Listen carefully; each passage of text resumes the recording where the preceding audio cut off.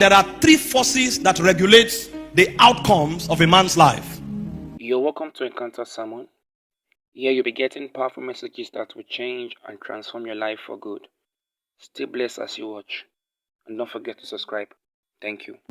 The first is the force of revelation. The Bible, speaking very clearly in Deuteronomy 29:29, it said the secret things belong to God. It said the things that are revealed, they belong to us and to our children forever. And so our inheritance is in God are the things that we get from our revelation. In 1 Corinthians 2 from verse 6 to verse 8, the Bible speaking about the things God has kept for us. It says, how be it we speak wisdom among them that are perfect. It says, yet not the wisdom of this world, nor of the princes of this world that come to naught.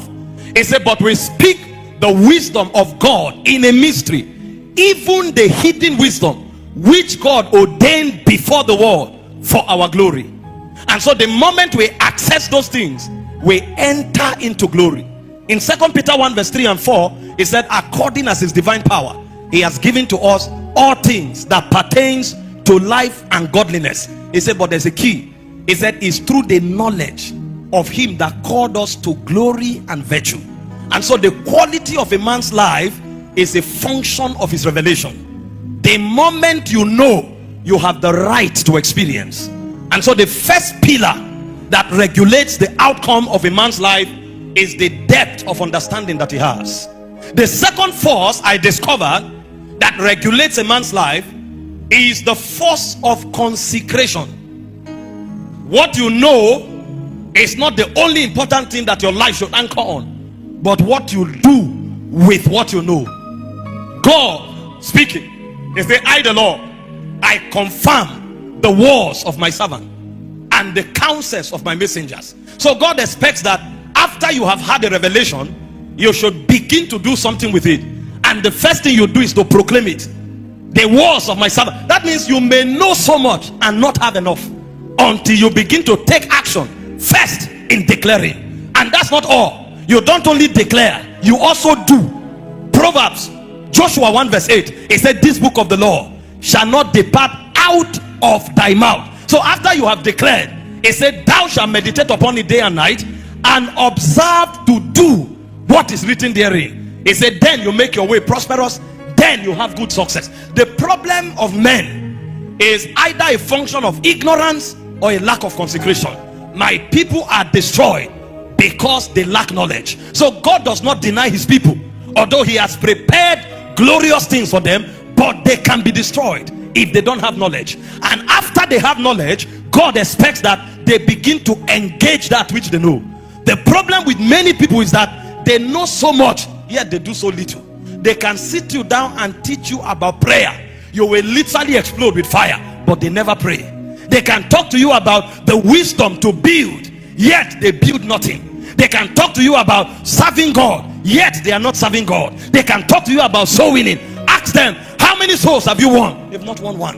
And so they end up raising giants, whereas they remain dwarfs, because they know all the right things, but they never do them. And so the second thing that moves men forward is the force of consecration. If you want to change things in your life, then you must be ready to do something about that which you want to change. And then the third force that regulates the outcome of men's life is the force of virtue.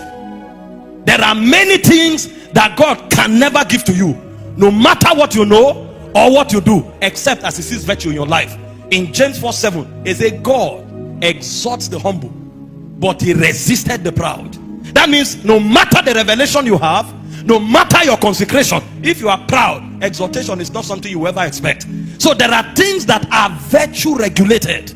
If a man is humble, there are things God gives him. If a man is full of love, there are things God gives him.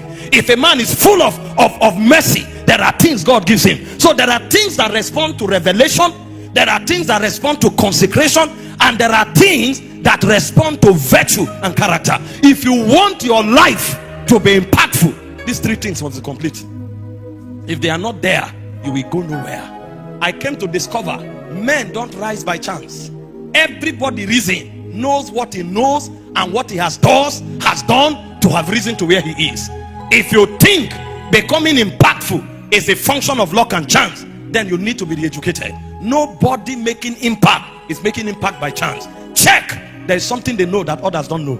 Check, there's something they are doing that others are not doing. And check, there is a character they have built that others don't have. If these three pillars are in your life is about to affect your generation. Thank you for watching this video. I believe you have been blessed by God's servant Apostle Michael Orokpo. Please kindly subscribe and turn on the notification button for more of this.